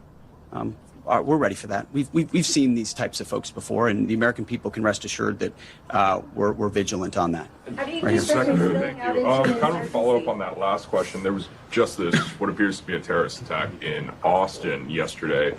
How does that change the operation at all? What effect does that have? And it doesn't change the operation at all, and I know the authorities are executing exactly the way they. So, doesn't mean everything is coordinated. Could be lone actors, but it does mean something important. When the rhetoric increases, the risk changes. When foreign conflict intensifies, domestic threat calculus is shift, right? Not paranoia, it's seeing what's around you, what happens. We know through history, and you don't need organized network to create chaos. One person can disrupt the city. One small team can shut down infrastructure. We could theorize a lot of these food plants that were set ablaze and trained around us. We could even make arguments that maybe that's what these things were. California fires, we could say that's what these things are. We don't know for a fact, but it's very, very well could be a possibility. When you look at, too, trying to get the American people on board with the government movement, that's when false flags happen. historically that's happened too, where countries, even the U.S. tried to, and maybe they have, but it came out they were trying to create a plan to attack Americans to get them behind the war movement. It happens. So could it be Iranian, Hezbollah? Maybe. Could be ourselves or one of our own allies to get people fired up. Okay. Tucker Carlson said that our chosen ally operatives got caught trying to do something. Okay.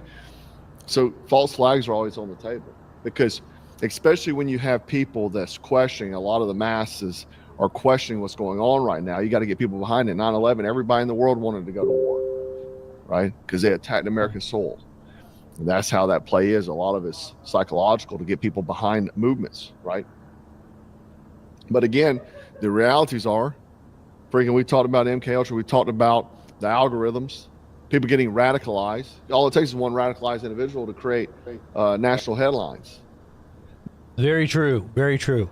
Only one radical individual. That's all it takes. A little handful of trained individuals even to cause havoc. Just look at Mumbai, India. When they went in there, a few little trained group of terrorists took over for a week and a half, 2 weeks. Even the military of India couldn't stop the killings when they commandeered Western hotels, and a whole city block was basically, people were being executed at will. They had RPGs, they had, small arms, and they just went around asking people, "Are you Muslim? Are you Christian? They said, "Are you a U.S. citizen? Are you Israeli? Are you Muslim?" They let the Muslims go. They killed the Israelis execution style as well. I think they actually killed some U.S. citizens too. So, if you have that type of operation that's highly trained, group of, that are trained for this,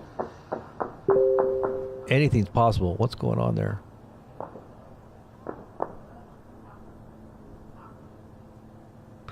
Which one am I hearing here? Oh, you know what it is? It's Beirut. So Beirut, there's something going on in Beirut. I think there's some attacks going on in Lebanon right now. But here's another one. This one is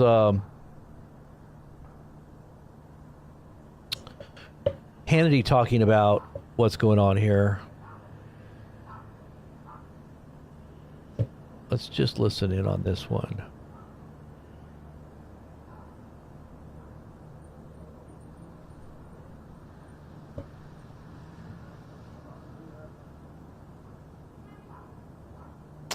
I'm just going to keep it like this because it's kind of weird anyway. Let me see. Yeah, there we go. All right, there we go. Let's take a listen.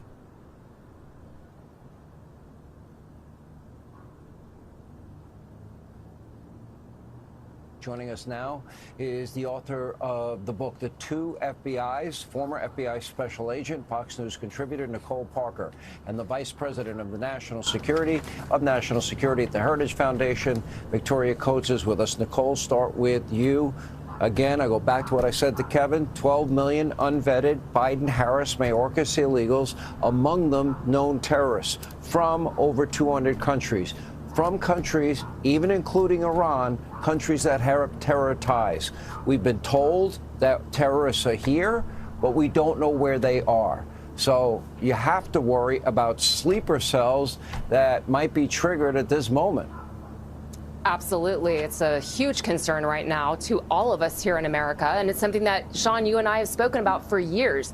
The Biden administration allowed these individuals to come into the back door of our country freely, welcome them almost with the red carpet for 4 years after we have spent billions, if not even trillions of dollars protecting the homeland after 9/11. Again, I was a witness to the 9/11 terrorist attacks there in New York City when I was working at Merrill Lynch. It's very real, it's catastrophic, and this is of huge concern to us. And now it is at the doorstep that we have to deal with. And again, the FBI, when we sign on, and other law enforcement agencies, we take an oath to uphold the Constitution, to support and defend the Constitution against all enemies, both foreign and domestic, and that is exactly what they are doing right now, working around the clock, working closely with the JTTF, the Joint Terrorism Task Force. That is a beautiful relationship that law enforcement has with the local law enforcement, federal law enforcement, various law enforcement agencies. And I'd also like to chime in on a very important point. It's not just FBI that keeps us safe on the homeland, it's DHS. They work tirelessly. And to think that right now they are not being properly funded is absolutely mind-boggling to me. Now is the time that these people need to be getting paid. They are serving, they are working tirelessly around the clock, and they deserve all the funding that they need to protect us. But going back to what happened in Austin, Texas, this was an individual that many people refer to as a lone wolf. Sean, let's not give him that much credit. In the FBI, we call them lone offenders. I call him a lone coward. You are not a wolf. You are a weak coward to do something of this sort. But there were definitely signs and indications of potential links to terrorism. The Iranian flag that was found at his home later on, the sweatshirt that he was wearing that said property of Allah, the shirt that he was wearing underneath it with the Iranian flag, and there were allegedly pictures of regime leaders at his home when they executed a search warrant in Pflugerville.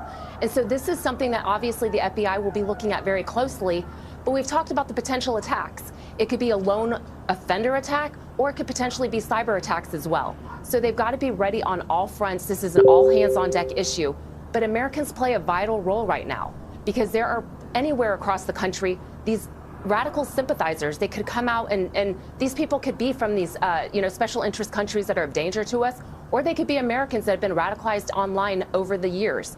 But again, the border was wide open. There were individuals, military-age men coming over in large groups. And Sean, I know this because I know people that were working down in Mexico for the FBI when this was happening, and they were very, very concerned about it, to the point that many of them even wanted to retire from the FBI because they knew that we were sitting ducks and they didn't want it to fall on their lap when things hit the fan. And so now we have to rely on the FBI, rely on our law enforcement, and frankly, rely on all Americans. If you see something, say something. We will not let terror. So basically, that's the gist of that. I mean, they're basically saying, hey, get ready. It's all going to hit the fan. And it's going to happen here on the homeland. So, whoops. We got our ministry image in the background there. Whoops, what did I just do? Number main. So anyways, guys,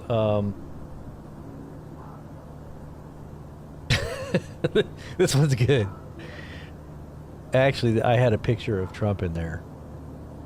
See, look.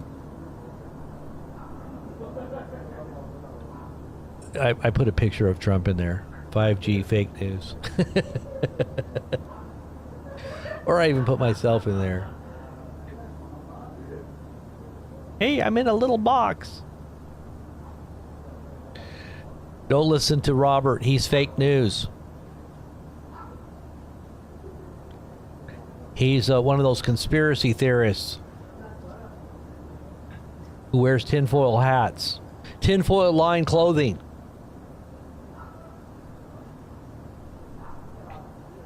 Well, let's see what else we got here. We got more? Maybe I'll come back in a little bit. Should I come back in a little bit? Or should we just hang out here and listen and watch? What do you think? This is still Beirut. I mean, like Beirut, Lebanon. This dude. Let's see. Tel Aviv, North Israel. Nothing's really major has happened at this point, so kind of curious. I know that some of the other countries like Qatar and UAE, they've been getting attacks, but I think we're just kind of in a calm before the storm. That's kind of what I feel like. We're kind of calm before the storm. Something's going to go down, something big. Trump's already said it's going to be bigger than anything ever the history of the world has ever witnessed. One of the most epic fury battles, one of the great wrath battles that it's ever been fought, and it was prophesied by Jesus himself and the prophets. Trump is going to fulfill. So get ready.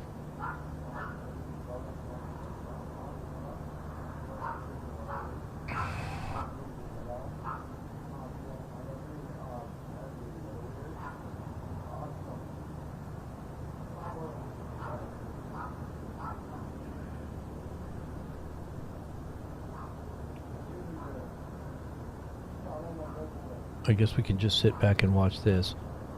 I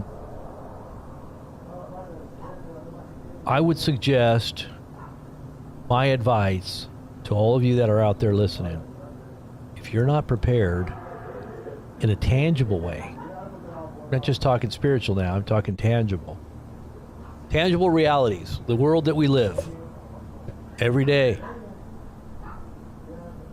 should follow suit with your soul preparation, right? As your soul prospers, be in health and prosper even as your soul prospers, right? So make sure that you're ready in every way for the supply of bread. You know, man shall not live by bread alone, but by every word that proceeds out of the mouth of God. Make sure your soul is prospering, but there's also the need for bread. You better have a backup plan, a safety, security, you know, make sure your borders are secure, and get to know who, you know, who's in your close proximity, friends, inner circle, you know, outer perimeter. Make sure you've got, you know, the internet of eyes watching out. You got some cameras maybe you might need. Things are going to get dicey. And people are going to start doing things that they normally wouldn't do in a time of relative calm, right? When assets are being occupied, people have less restraints for evil. Within their own souls, they begin to do things that they normally wouldn't do, especially when they're under the gun, you know, and they're in a place where they're needy. They're dependent on a vice that has control of their soul, and if it wasn't for law and order, they wouldn't normally allow that vice to take over. But now that law and order is, and things are changing, the world is becoming a jungle, then there's laws that govern the jungle. And those laws are different. So we go back to primal instinct kind of environment, you know, live by the sword, die by the sword kind of environment.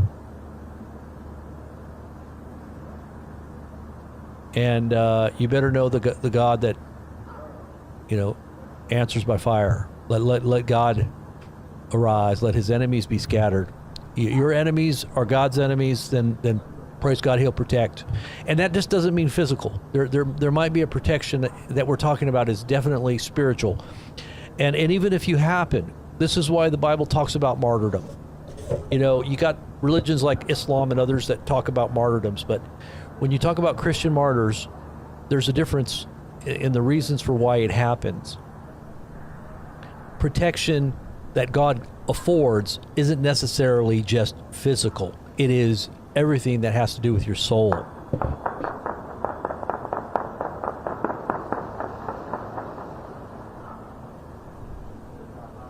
And so that's what we look for, is a protection of the soul, right?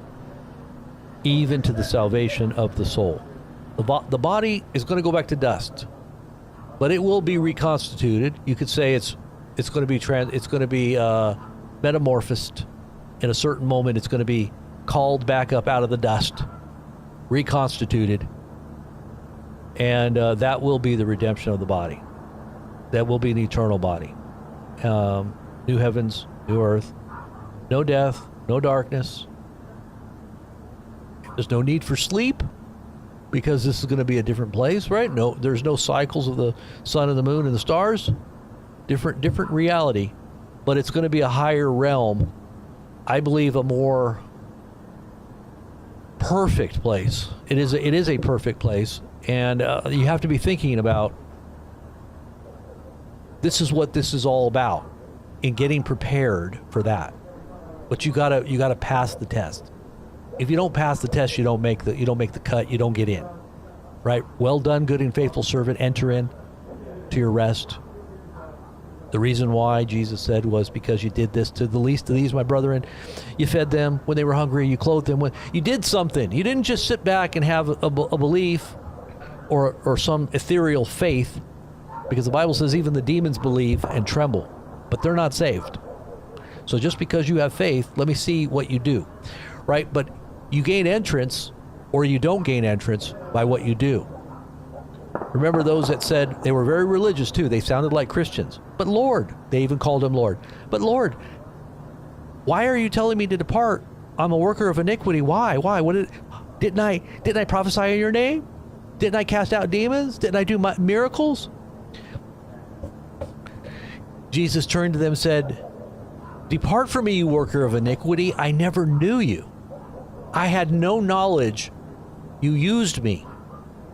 You took advantage of the words that I gave, and you manipulated people in my name, but you didn't know me. Depart. You think you're right, but you're wrong. And now you don't get in. You don't have a ticket. The poor people have first entrance. The people that you just turned away from. You thought you were better than. You had respecter of persons. You're after gold, silver, and precious stones and status. You ain't getting in. You had your good things already in this life. Lazarus, he didn't have his good things, but now he's comforted and you're suffering now. And that suffering will be for whatever length of time, whether it's an eternal slow roasting over the coals of the fires of hell, or if it's a cessation of the soul, a death of the soul. God have mercy. May it be a period of time after death, and then there's a cessation, because I would not want to see you slow roasted over the coals of fire, hell fire for eternity. We can debate on that issue, whether there's an eternal slow roasting in hell. But yeah, those are gunshots that you're hearing in the background. Anyways, guys, I think I'm going to close it out, and I'll be back if there's something major that happens.